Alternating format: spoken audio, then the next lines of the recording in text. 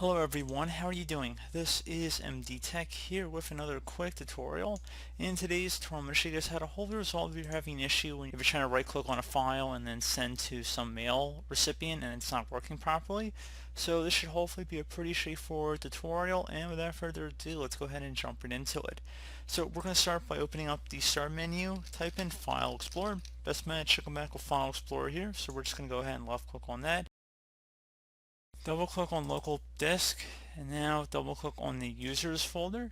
Select the view tab and then check mark where it says hidden items. Double click on the default folder. Now you want to double click on app data,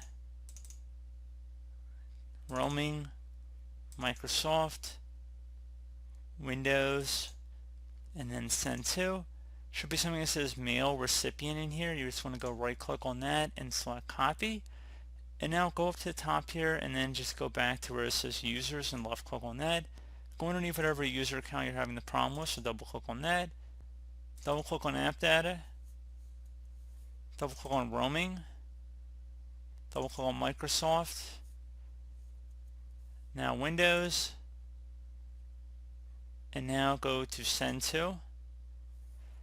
Now if you do not see a mail recipient item in here, so let's just delete it out of here, the original one, and now we're just going to paste in the one that we copied from the default user folder. So just right click in a blank area and then select paste.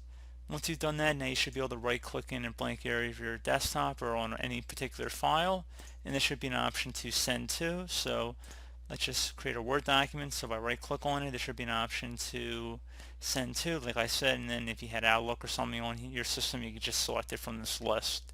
So pretty straightforward process here, guys. Do hope I was able to help you out, and I do look forward to catching you all in the next tutorial. Goodbye.